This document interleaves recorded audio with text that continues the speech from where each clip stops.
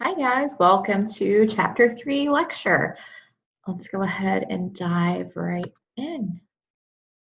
Share my screen with you so you can see it. So for Chapter 3, we're going to start out continuing our conversation about leadership versus management, or leadership and management, and talk about 21st century thinking, because there are a lot of things that have changed over the years that affect how we lead and how we manage, especially in our healthcare setting. So factors affecting the healthcare trends are our growing elderly population is one of our big things that we're worrying about. As I'm sure many of you have heard in some other classes or just on the news in general, the baby boomer population is now hitting into their 60s and 70s, or mainly 60s, and starting to retirement age. That is a large population that we are now having to take care of. And that is really affecting how we manage healthcare. The healthcare reform, that also reimbursements and things have changed over the years. Patients having insurance, not versus not having insurance, Obamacare, those kind of things have all helped or helped changed, and there are things that you have to consider with leadership and management when you're leading and managing in a healthcare setting. Reductions in reimbursements, this is a huge thing, and those of you that have been in Florida, you kind of hear things about not taking the Medicare advancement, though that's something that can affect things. Sometimes with reductions, reimbursements, there are pieces that come into play in the hospital acute care setting. So a lot of times if a patient has a hospital-acquired infection, then the hospital will not get reimbursed for the care that's provided. So somebody comes in, they become acutely ill, we provide them all this care, and they have an infection, have a UTI or a CAUTI, like a catheter-associated infection during their care. Well, they could have been here for a month. That entire stay would not be reimbursed. Those are things that are happening now that really are having to take into consideration, and really helps with the initiatives for creation of healthcare bundles for prevention of CAUTI and CLABSI and VAP. So catheter-associated urinary tract infections, central line bloodstream infection, and ventilator-associated pneumonia. I'm sure you've heard about the bundles related to those. New quality imperatives, a shift in focus of care to the community setting. So because there's a loss of so much reimbursement in the acute care setting, and there's so many patients to care for, there's been a whole new focus on, instead of trying to prevent an acute problem from happening. So we know somebody has CHF. What can we do in the outpatient setting to help keep them from coming into the hospital? And that's part of reimbursement too, like hospital readmissions. If somebody is readmitted in a certain period of time, there won't be reimbursement because you're to have done education with them to help prevent that readmission. And then like the other part of the community setting is community education on preventative medicine. You hear a lot about preventative medicine.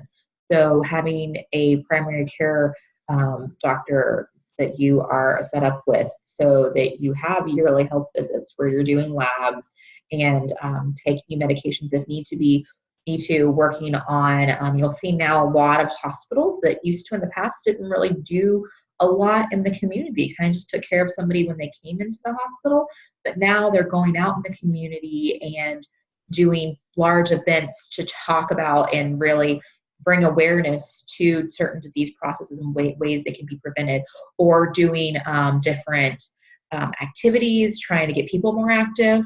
An example for our Lakeland community would be Lakeland Regional actually just launched what's called the Fit Church Challenge. So this is where they have someone that's a part of congregational care. So their job is to work with local congregations and church groups to help those congregations and the people in them become healthier. and they create a 12-week program that includes exercises. It has a weigh-in at the beginning where you weigh in, you get your blood glucose checked, you get blood pressure checked. Those are some numbers that some people may not know that can be kind of alarming. But they have a healthcare provider, such as a nurse is there and takes the blood pressure, checks the glucose, does the weight, has a conversation with the person that's participating in this event about it. If it's elevated, talks about the regular numbers where they should be. If they, encourages them to go get a primary care provider. And then throughout this 12-week course, they do different exercise opportunities. They have walks at Lake Hollingsworth, walks at Lake Parker, trying to get people active and motivated. They have them a part of teams, with each congregation as a team, and they are working to gain points so that hopefully in the end they can win this trophy for the fittest church in Lakeland. So that's a way that an acute care hospital is getting involved in the community. The reason why is because we're really trying to work on making the community healthier to prevent them from coming in the hospital. Technological advances are something that's affecting healthcare trends. There is a lot of new things happening where you have apps. People have Apple Watches that they wear, so I can see my activity and what's going on. That can link to the Fit Church Challenge, and that I can get points based on how I walk, how much I walk, or the activity I do. Another thing that's really neat is there are these different companies that are coming out that are in the outpatient section, and what they do is they look at preventative medicine as well, and using technology such as scales that can link to the computer, such as glucose monitors that link to the computer. So I have my diabetic patient, they check their glucose. The glucose is elevated, extremely elevated, or there's a trend where it's being elevated for the last couple of days. This technological system will let the primary care doctor know, hey, you have a patient here that is maintaining elevated glucoses, so they can call and check in. Same thing with weights. I have my CHF patient. They've gained 5 pounds in the last day since their last weigh-in. And we need to call them, have a conversation, and tell them to take an extra Lasix today. Saying, hey, instead of your 10 that you were going to take, let's up it and do 2 pills and take 20 today, since they had that increase in weight. And that keeps them from coming and being admitted to the hospital with CHF exacerbation. There are lots of companies out there like this that are doing these kind of things, and they are tech companies that then work with doctors' offices to make this happen. And it's a great advancement, and it can really help with keeping patients out of the hospital. And everybody wants to stay out of the hospital. People don't want to go to the hospital. So shift to customer-focused care. So we now have HCAHPS surveys that patients take when they leave the hospital. That's part of your reimbursement too. So if your scores are low and patients aren't happy with the service that is being provided to them while they're in the hospital, your reimbursement can be affected by that. So it's, instead of just, well, you're in the hospital, deal with it, it's like, well, what can I do to make this better for you, to make your hospital experience better? There are things that have to be done while somebody's in the hospital, and I think that's a piece of it too, is being able to have that communication where you explain to them what you're doing, giving them all the options. So it's not just, we're going to do something to you, it's we're going to work together to make you better. That's kind of the focus of change, towards like customer focus and how your care changes. So qualities of a nurse manager: they are knowledgeable and skilled in nursing practices. So, obviously they're managing a unit. They themselves could be able to take care of the patient. They know that patient population very well, and they know how the nurses have to practice and what they're having to do. You'll see a lot of times somebody be a direct care nurse in an area and then move into a nurse manager role because they know that direct care nurse role so well. They're competent in all aspects of management. They're excellent communicators. They're effective team builders. They're proactive in preparing for emerging new threats. Focus on recent leadership and management concepts, organizational context, levels of analysis, potential boundary conditions on transformational leadership, and intercreational leadership. So the leadership manager's repertoire for the 21st century is really strength-based leadership. You're working on strengthening the nurses that are working under you. You use level 5 leadership. You're a servant leadership. So it's really important, like I said before, to understand the role of the direct care nurses working under you and that you're able to show and do it yourself. There are many times in today's nursing units where staffing may be low, we have an abundance of patients with flu season or something's happening, and the nurse manager has to take on doing that direct care nurse work as well. Their principal agent leadership, human and social capital theory is used.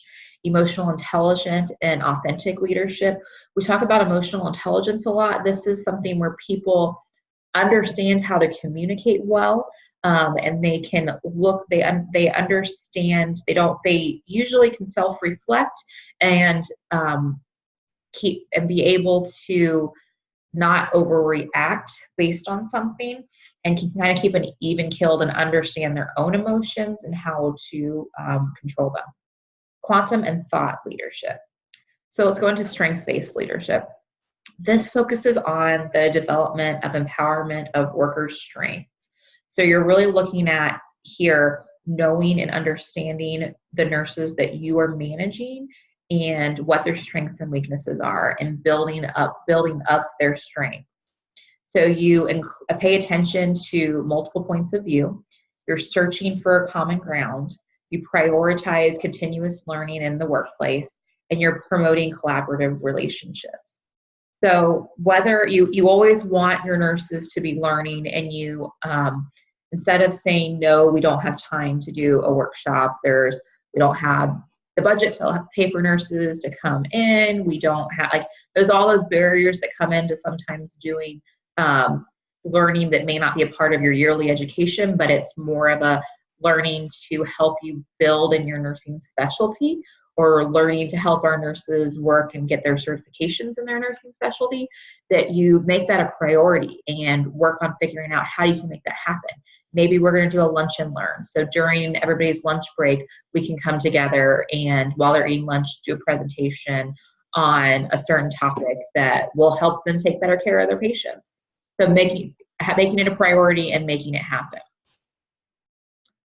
It also works with the whole while appreciating the interrelationships among its parts, recognizes the uniqueness of staff, nurse leaders, and the organization, creates work environments that promote nurses' health and facilitate their development.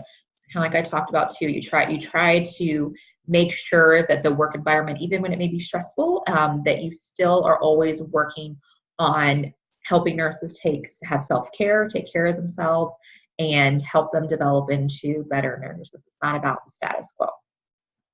Understands the significance of subjective reality and created meaning, values self-determination, recognizes that person and environment are integral, and that nurses function best in environments where there is a goodness of fit that capitalizes on their strengths. So not every nurse is created to work in every aspect of healthcare.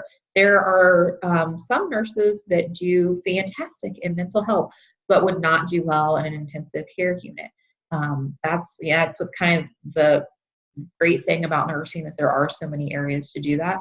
And it is something that with like your strength-based nursing leadership, and if you're a manager that really focuses on that strength-based nursing leadership, you can realize I may have a new nurse that has come into my area, and if this area doesn't work for them, that's okay. Like there's another area in the hospital they can move to. That's understanding what the goodness of fit is, that you want somebody. I don't want a body just to fill a space to take care of a patient. I want the person that fits in to my unit, that understands my patient population, takes care of them well, and will feel rewarded and will want to stay. Because if they're not that good fit, they're going to get burnt out and they're going to leave quickly. So they also create environments that promote learning and recognize the importance of readiness and timing. They invest in collaborative partnerships. So they really important to them to develop those relationships and partnerships with their staff, to look at not just nursing, but the entire, collaborate with other disciplines so that ultimately the patient gets what they need. So Jim Collins, the level 5 leadership we brought up earlier, So it's five levels. It starts out with level 1, which is highly capable individual. These leaders make high quality contributions to their work, possesses useful levels of knowledge, and has the talent and skills needed to do a good job. They're the experts in their area. Level 2 is a contributing team member. This is the leader that uses knowledge and skill to help the team succeed. They work effectively, they work productively and successfully with other people in their group. The level 3 is the competent manager. This is a leader who is able to organize a group effectively, achieve specific goals and objectives. Your level 4 is the effective leader, and this is a leader who is able to galvanize a department organization to meet performance objectives and achieve a vision. Level 5 is the great leader. This is the leader that has all the abilities needed for all 4 levels. So they got it all. This person has it all. Plus they have a unique blend of humility and will that requires for true greatness. So these are your upper level leaders that have probably been doing it for a long time, have worked through possibly at one point been on different levels of the leadership and have really kind of understood and can take it all in and execute what the team needs. So the focus of Greenleaf servant leadership is putting others, including employees and customers and community, as the #1 priority. I said in the Chapter 2 lecture about the Simon Sinek book, Leaders Eat Last. And this really is one of the, it talks about, it's about servant leadership, that it is, you are a leader that puts everyone before you. What everyone else needs is more important than your own needs. And it's not more important, it's that because you still focus and need to help move yourself forward, but your ultimate goal is working on others. You foster a service inclination in others that promotes collaboration, teamwork, and collective activism. Excuse me. Principal agent theory suggests that not all followers, agents, are inherently motivated to act in the best interest of the leader or employer. This is very true. I mean, you have to realize that not all of your employees are necessarily want to do what you want them to do or what's the best interest. And sometimes they feel what you think is the best interest isn't the best interest.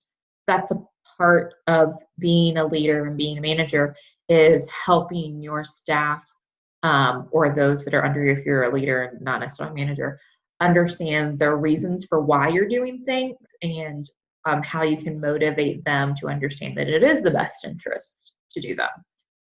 Followers may have an informal advantage over the leader as well as their own preferences, which may deviate from the principal's preference. Principals must identify and provide agents with appropriate incentives to act in the organization's best interest. And then you have the human and social capital theory, which the human capital represents the capability of the individual. So what can that person do themselves? What knowledge, what skills do they have? And the social capital represents what the group can accomplish together. So looking at the individual and then looking at the group as a whole. And then emotional intelligence, which I hit on a little bit earlier. It refers to the ability to use emotions effectively and required by leaders and managers in order to enhance their own success. So, it's critical for building the collaborative and effective team, because you really have to understand your own emotions and how they can't overcome you to prevent you from making things happen. 5 components of emotional intelligence is self-awareness, like we talked about a little bit, self-regulation, motivation, empathy, and social skills. So empathy is really important. It's not necessarily that you're taking on somebody else's troubles, but that you understand them, that you can be empathetic to them. You understand what they're going through, and help your employee or your follower, if you're a leader, understand that you are there for them, that you don't have to take on whatever's happening to them, but that you are there as a support and that you offer them empathy. And then just having basic good social skills. If you don't have good social skills, you're not going to be a good manager or a good leader, but that's part of emotional intelligence. So our first question, which of the following is a component of emotional intelligence? skip this because we just went over it. Self-reliance, assertiveness, self-regulation, or charisma. Self-regulation. The 5 components of emotional intelligence are self-awareness, self-regulation, motivation, empathy, and social skills. So you gotta be self-aware. You have to know what's going on within yourself. You can't manage your own feelings. You're not going to be able to lead other people, and that's part of being emotionally intelligent. Self-regulation. So you're able to not necessarily control your own emotions, but you can regulate them and help yourself work through when you're having emotions. And then motivation, empathy, like we talked about, and social skills. Self-reliance, assertiveness, and charisma are not components of emotional intelligence. So an authentic leader. This is somebody that it suggests that in order to lead, leaders must be true to themselves and their values and act accordingly. So you hear a lot about I'm being authentic. This is who, like being true and sharing who you are as a person, not trying to hide things. And many feel that that is a good part of leadership, because then when you're authentic, people trust you. And part of being a leader is having that trust, because that means people will want to follow you because they feel that there's value in what you're doing and they trust your opinion. So Alveo, this is a 2009 article that was written that suggests that there are 4 factors that cover the components of authentic leadership, and that would be balanced processing, internalized moral perspective, relational transparency, and self-awareness. So do you see like a common thread to some of this? A very important piece of leadership is being self-aware, knowing who you are, what your strengths and weaknesses are, being willing to say when you've made a mistake. Those are big parts of leadership. And being transparent, relational transparency is kind of part of that authentic leadership, that you don't try to hide things. If a mistake is made, you come out and say, I'm sorry, this is the mistake I made, let's move forward. The 5 distinguishing characteristics of the authentic leader are they have a purpose. The authentic leaders understand their own purpose and passion as a result of ongoing self-reflection and self-awareness. Leaders, authentic leaders in particular, really take the time to reflect and are aware of what they're going, where they are right now, where they want to be, and what they need to work on to make that happen. They have values. Authentic leaders link between purpose and passion by having congruence in beliefs and actions. So there's a difference between your purpose and your passion. You are passionate. You have this desire to make this happen, and it links and aligns with your purpose. And because you have this link between your beliefs and actions, that helps you be an authentic leader. Your heart. Your authentic leaders care for themselves and the people they lead, and their compassion is genuine. They truly, with authentic leadership, you truly want those around you to make themselves better and do well. You're constantly looking at and reflecting on yourself. You're self-aware and wanting to make yourself better, and you care for yourself. You do things to care for yourself because you want to make yourself better, and you want those around you to also do well. They have relationships. Authentic leaders value building relationships. It's very, very important to them. And they establish the connections with others, not to receive rewards, but rather to strengthen the human connection. Authentic leaders don't necessarily want the, oh, yay, the big party, you did great, you finished the meeting. They want to make that happen. They want to make a goal happen, and they want the people on their team to feel great about what they accomplished. So that they themselves can grow, and then they can grow together as a team and strengthen the connection. Relationships are very, very important to authentic leaders, and they work on building relationships. One reason why they're so transparent, people trust, so they can be trusted, and that also helps to build that relationship. They're self-disciplined. The authentic leaders practice self-discipline by incorporating balance into their personal and professional lives. They understand the difference between but that there is an importance in having a work-life balance. Because if you're not caring for yourself and you're working 80 hours a week, that's going to take a toll on you, and you can't successfully lead. So they understand the importance of having downtime, that you'll notice a lot of times they're like the great leaders aren't the ones that are working the 80, 90-hour work weeks putting in. They're the ones that have a team that work really well. Their team trusts them. They know they can get a hold of whenever they need to, and they go away. They take vacation because they trust their team. They lead their team well. This is a part of authentic leadership. So thought leadership. This applies to a person who is recognized among peers for innovative ideas and who demonstrates the confidence to promote these ideas. So, talk about leaders, they have that vision, they are in there and they are able to promote it and actually help put it in process. Thought leaders attract followers not by any promise of representation or empowerment, but by the risk-taking and vision in terms of being innovative. Their ideas put forth by thought leaders are future-oriented and generally problem-oriented. So first, well, that's the first question, second question, right? Tell whether the following statement is true or false. Thought leaders attract followers by the promise of representation or empowerment. True or false? False. Thought leaders attract followers by their risk-taking and vision in terms of being initiative. So they're willing to put themselves out there, take a risk for something, and they have a long-term vision for what's going to happen. That's how they attract people to them. Reflect, thinking, and practice. Nurse managers need to continually adapt, reflect on process and setbacks, and adjust their course.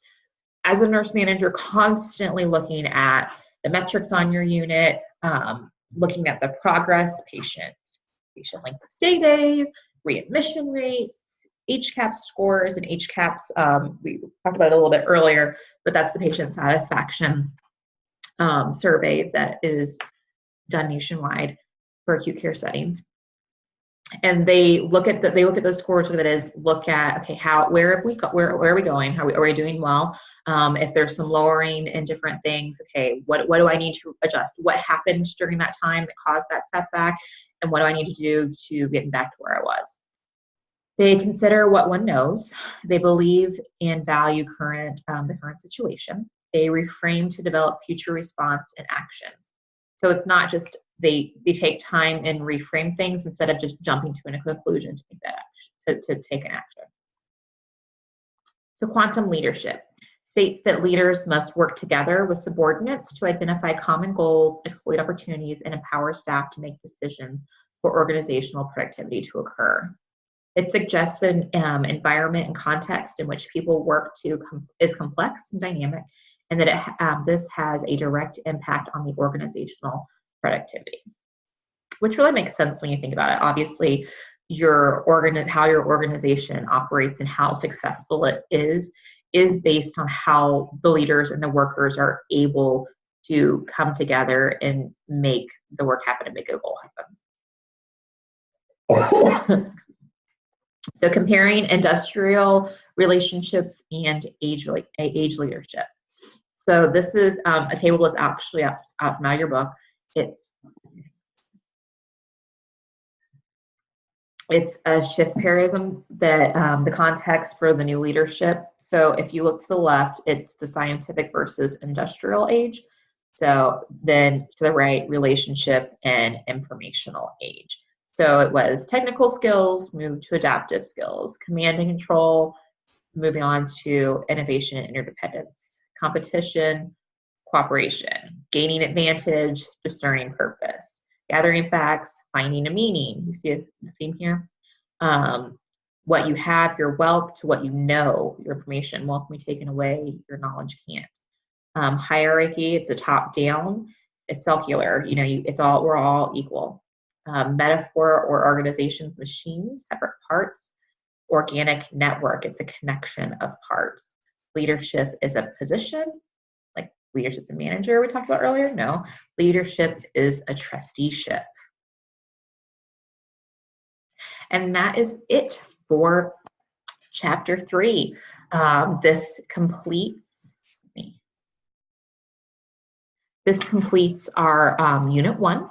So make sure that you have watched all 3 lectures, that you've have your PowerPoints, that you have read your handy dandy textbook, make sure you've read through, I know it's 78 pages, but you got 2 weeks to read through it. There's a lot of pictures and stuff too, so it's really not that bad of a read. And understand that context. If you have questions about any of the material, please email me, because I'll be doing weekly updates on any questions you guys have had. And then you'll complete the discussion series 2. And then after next week, you can watch this. This is a video. So moving on after the 20th of January, you will be able to move on to Unit 2. Sorry guys, I gotta get used to the fact that I'm not live talking to you, and you can be watching this video any day, and it's not actually the day that I'm talking to you. So the 20th will be the end of Unit 1. So right now it's the 13th that I'm making this video, so the 20th will be the end of Unit 1. But I hope you guys have a great night.